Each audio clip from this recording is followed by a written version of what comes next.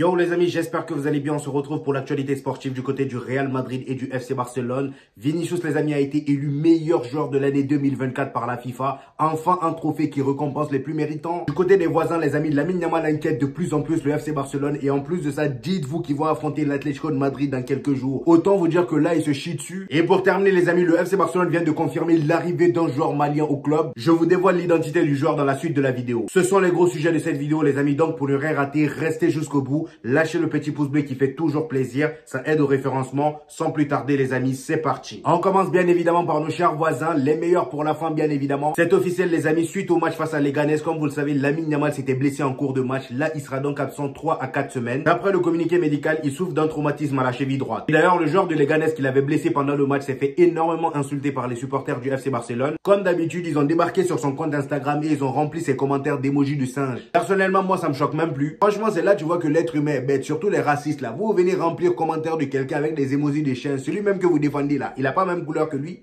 Ils ont presque la même couleur.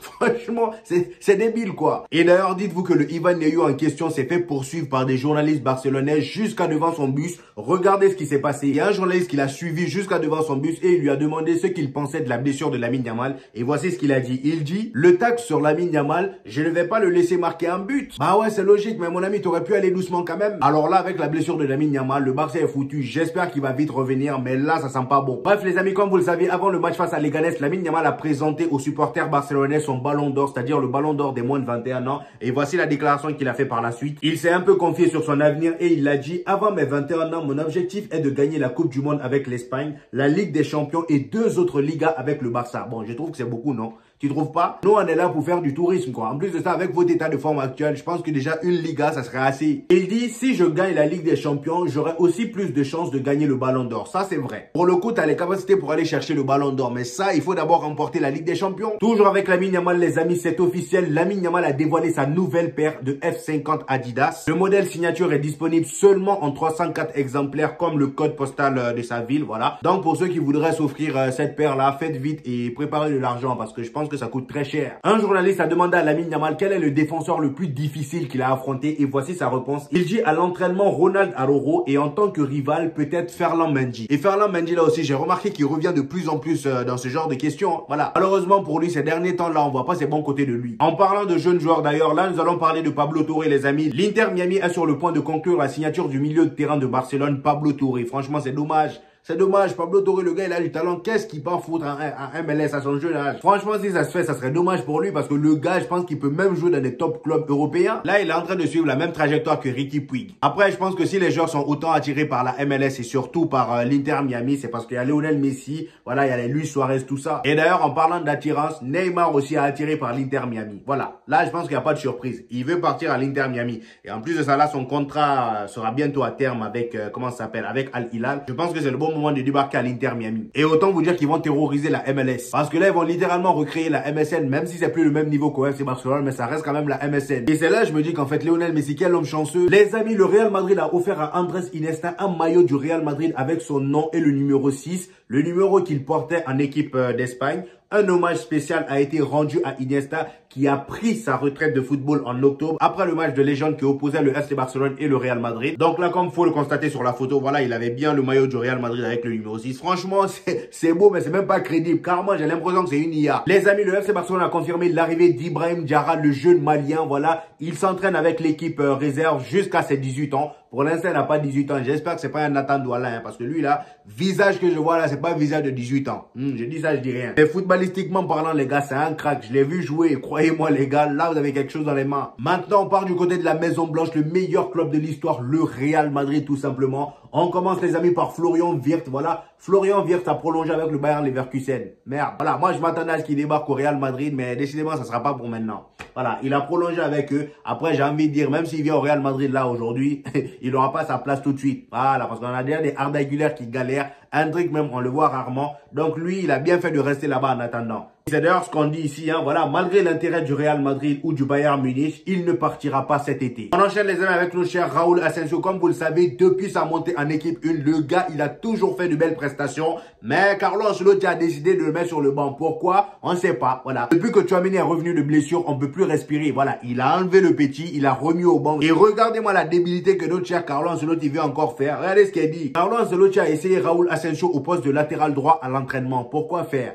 Pourquoi faire? Le gars, il est beau à son poste. Qu'est-ce que tu l'enlèves pour aller le mettre en tant que latéral droit? Franchement, il est à son poste, il fait de belles prestations. Tu l'enlèves pour mettre quelqu'un qui n'est pas à son poste. Tchouaméni qui a un fils. Et lui, tu le prends pour aller le mettre à un autre endroit qui n'est pas à son poste. C'est comme ça, il mélange tout et après on se retrouve à se faire chicoter par des vieilles équipes. Vous voyez? Avec tout le respect que j'ai pour Carlo Ancelotti, moi je commence à en avoir marre. Je vous mens pas. Et d'ailleurs, en parlant de Carlo Ancelotti, en conférence de presse, il a donné un peu la raison pour laquelle il fait pas beaucoup jouer Endrick et Arda Güler. Voici encore ce qu'il dit, voilà. Il dit, c'est vrai, je peux faire tourner si j'ai les joueurs, mais si j'ai un effectif de 14 ou 15 joueurs, c'est difficile de faire tourner. Vous parlez d'Endrick, que je lui donne peu de minutes, bla bla bla. Mais c'est un très jeune joueur qui doit s'adapter et s'améliorer. Mais papy, à quel moment il va s'adapter si tu le fais jamais jouer? Il va s'adapter au banc ou sur le terrain? Je comprends pas. Arda Güler, l'année dernière, c'était le même blabla qui nous sortait. Cette année aussi, c'est la même chose. Tu passes ton temps à faire jouer de Luka Modric. Luka Modric, je l'aime bien, mais au bout d'un moment, mon gars, t'es vieux. La saison prochaine, tu seras pas là. Faut laisser la place à Arda Güler un peu. Et même les Kylian Mbappé, les Vinicius, là, il fait pas tourner assez. Pour moi, Kylian Mbappé doit sortir de temps en temps. Le gars, il joue tout le temps 90 minutes. Faites rentrer Endrick un peu. Voilà, comme ça, au moins, il y a de la rotation, il y a de la concurrence. Même si c'est un petit, c'est pas parce qu'il a 16 ans qu'il doit pas être en concurrence avec Kylian Mbappé qui en a 25. Après, je sais qu'il y a des histoires de hiérarchie, mais pour Endrick, là, je pense que c'est une histoire d'argent. Le fait que le gars, à chaque but marqué, il a un bonus à envoyer à Palmeiras,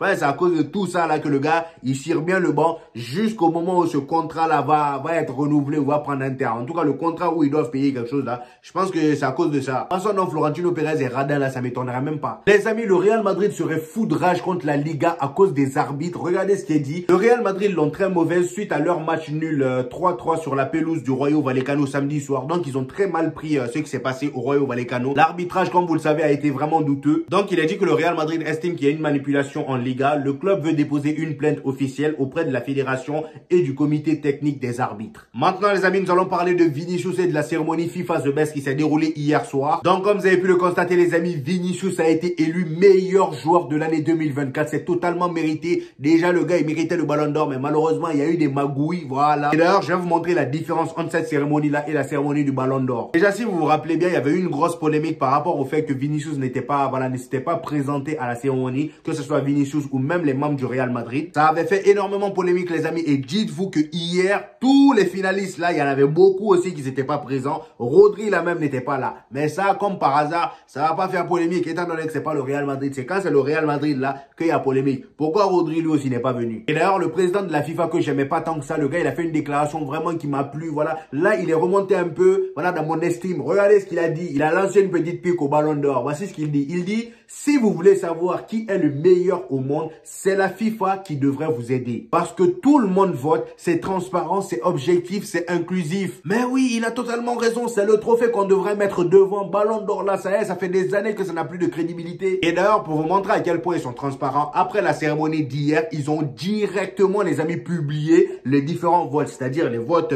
des joueurs, des journalistes, des entraîneurs, voilà, des capitaines. Ils ont tout publié, ils n'ont pas laissé un seul. Alors que pour le ballon d'or, ils ont attendu quelques jours pour bien magouiller ça, voilà, histoire de paraître assez crédible, et après ils ont publié. Donc là, les amis, nous avons les différents votes pour le FIFA The Best. Donc en ce qui concerne les votes des coachs, il y en a 461 qui ont voté pour Rodri. Ensuite, il y en a 438 qui ont voté pour Vinicius. Donc pour les coachs, c'est Rodri qui avait gagné. Ensuite, le vote des joueurs, il y en a 617 qui ont voté pour Vinicius. C'est énorme. Là, il a lavé Rodri. Voilà, et seulement 373 qui ont voté pour Rodri.